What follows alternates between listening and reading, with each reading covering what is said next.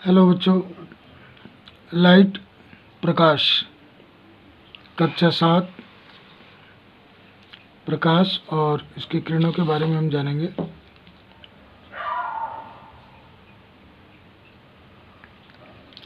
प्रकाश किरणों का समूह जो एक ही दिशा में गमन करता है।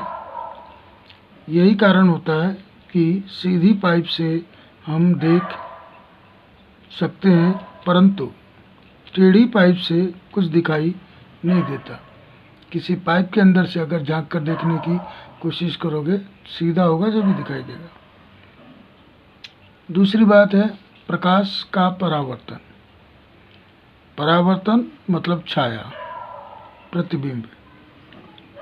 परावर्तन मतलब बदलना। किसी भी चमकदार पृष्ठ या फिर चमकीला दर्पण, चम्मच का बाहर का हिस्सा या जिसे पृष्ठ बोलते हैं, जल, स्टील आदि वस्तुओं पर प्रकाश की दिशा बदल जाती है। यही प्रकाश का परावर्तन होता है। आप लोगों ने देखा होगा शीशा चमका के कि कहीं और लाइट पड़ती है। प्रतिबिंब मतलब छाया। प्रतिबिंब मेनली दो होते हैं, सीधा प्रतिबिंब, उल्टा प्रतिबिंब। एक आभासी होता है और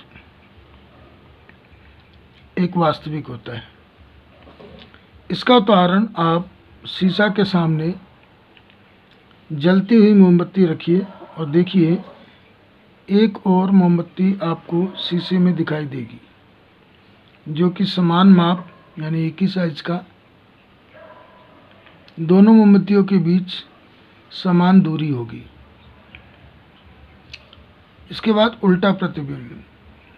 इसके लिए आपको शीशे के सामने खड़े होकर देखिए, आपको बायां हाथ यानी लेफ्ट हैंड दायां दिखाई देगा यानी राइट हैंड, और राइट हैंड लेफ्ट दिखाई देगा।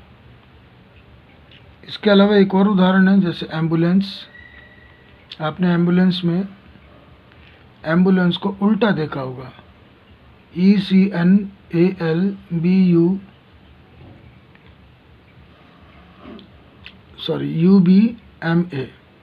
को उल्टा लिखा जाता है। फिर है दर्पण। एक उत्तल दर्पण होता है, एक अवतल दर्पण होता है। इनका प्रयोग कहाँ कहाँ किया जाता है उसके बारे में जानेंगे। उत्तल दर्पण मतलब पार्श्व दर्पण। पार्श्व मतलब पीछे साइड का। तुमने देखा होगा बाइक में, कारों में, राइट साइड में, लेफ्ट साइड में, दोनों जगह शीशे होते हैं। वो उत्तल दर्पण होता है क्योंकि जो दूर का दृश्य होता है वो बिल्कुल पास दिखाई देता है, साफ। इसकी एक और पहचान है कि किनारों की अपेक्षा बीच में मोटे होते हैं। बीच में मोटा होगा। आप अपने इस अध्याय के, इस चैप्टर के जो फिगर्स बने हैं, जो प्रैक्टिकल एक्टिविटी दी गई है, आप उसे पढ़ना, समझ में आ जाएगा। ये किनारों की अपेक्षा बीच में मोटे होते हैं। दूसरा है अवतल दर्पण। इसका प्रयोग दांतों को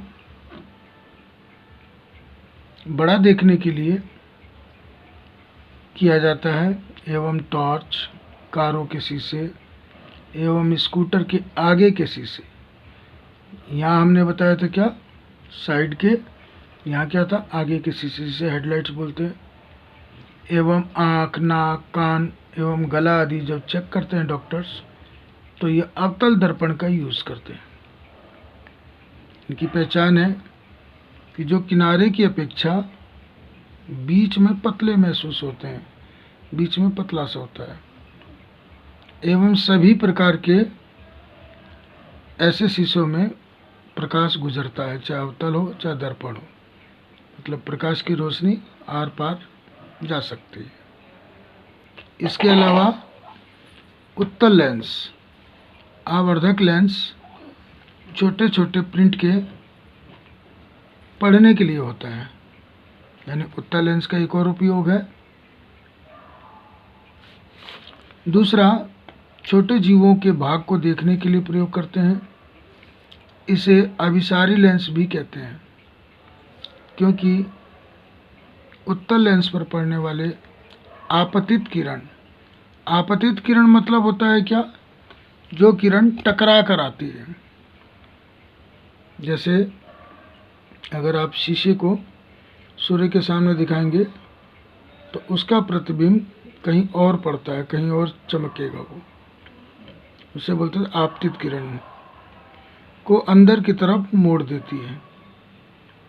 उत्तल लेंस की एक खास पहचान है। जैसे कि आप अपने इस अध्याय के इस फिगर को देखना, आपको समझ में आ जाएगा। उत्तल लेंस द्वारा ये होता है।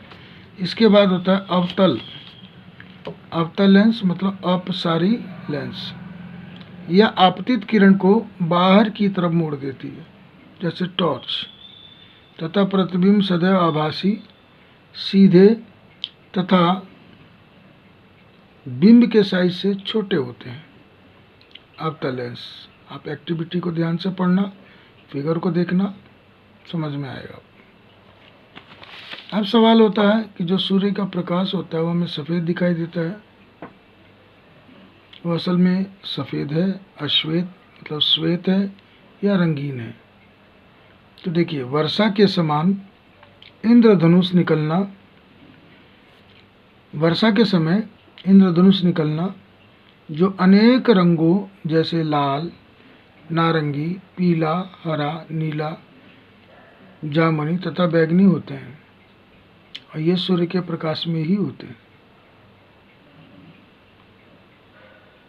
न्यूटन का डिस्क, आपने पहले एक सीढ़ी चलती थी, जब डिस्क तेजी से घूमती है ना, तब सभी 7 रंग आपस में मिल जाते हैं और हमें श्वेत रंग का आभास होता है, यानी प्रतीत होता है।